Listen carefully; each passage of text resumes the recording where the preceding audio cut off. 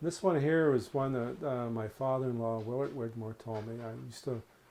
I was always fascinated by the war because it's not just the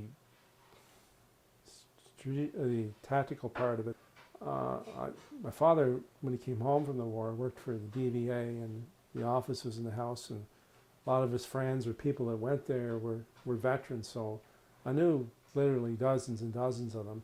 And I always seemed to admire these men. They seemed to be so genuine and such men of good character, been through so much and expected so little. And um, I thought the war, I mean, even though it was such a horrible thing, though, there's such acts of courage and valor and sacrifice that you just don't see in society today. And it kind of just captured my attention. And I always, from there on, any time I ever met a veteran, I kind of pry some stories out of them, because I found it fascinating.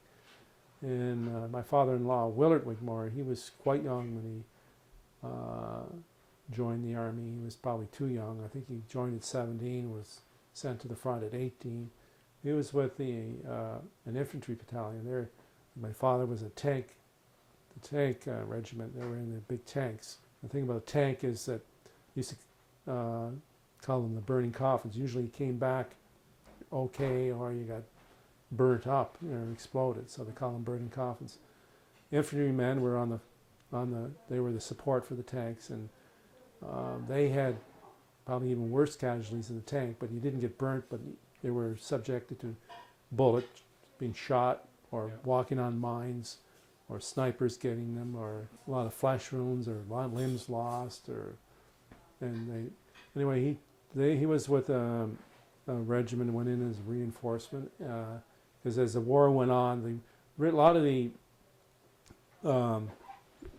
Army, it was when the war started, you had your what they call a permanent force regiment of Army, and they were made up of regiments that were full-time professional soldiers, and then you had, like they do today, militia reserve units that were like part-time people that were civilian soldiers. And when war broke up, they were mobilized, was the term they used. They were made into permanent soldiers. So you had all over Canada these different reserve regiments, and the Algonquin Regiment was one of those. They were from their headquarters was North Bay, so a lot of the original people that were in that regiment were from like Kirkland Lake, Timmins, North Bay, that area.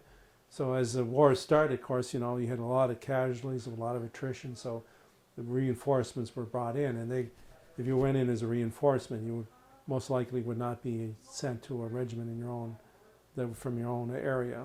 You could be sent wherever you were needed. So he was sent to the Algonquin Regiment, and they were up, was getting in the latter months in the war, they were up in through the border of Holland and Germany, and they were in a slit trench. That's where you dig a hole to get in so you could escape the bullets and shells that were coming by. Sometimes one happened to directly land in there, you could get killed. And they were sitting in the slit trench waiting for orders to come ahead. And he told me that his partner that was with him was getting antsy, wanted to move on, and was curious as what's going on. He'd keep popping his head up and seeing what was going on, and Willard kept saying, "Keep your head down, keep your head down, you're going to get it." And the guy, I don't know, for whatever reason, just kept looking out to see what was going on. I guess maybe he was worried they were being counterattacked or whatever. Anyway, this last time, he poked his head up. Willard was crouched right beside him, and the sniper got him right between the eyes and fell in on top of Willard. And he said that was a very traumatic experience for him. This guy had been his buddy and friend, and for someone to get like a 303 right between the eyes and fall on top of you.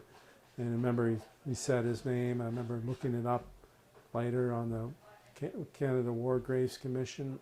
He told me his name, and I looked it up, and he was not far from here. He was from Guysborough County, Nova Scotia. I often wondered I don't know if Willard wrote his parents, most likely he did, and I'm sure he has relatives that are still living over there. I wonder if they ever knew what happened. Just an add-on to this. Usually a regiment had 800 fighting soldiers. I looked up the honor roll and people that were killed in like the Calgary regiment. I think they lost 200. It was average for, that's 20% for a tank regiment. That's a lot of men. Usually I looked up the North Nova Scotia Highlanders, and they were an infantry regiment. I think they had 500. And the Algonquin, which was average, which about half the people got killed, and then most likely the other half, there'd be a lot of wounded people there, but there weren't fatalities. So you had a lot of turnover.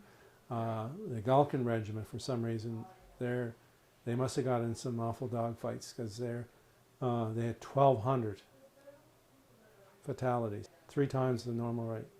Complete turnover of just fatalities. I'm sure a lot of regiments had complete turnover because of flesh wounds, like legs blown off, shrapnel ripping flesh off you, but they just in fatalities alone, triple what the average was. It's a wonder these men came back with bad memories.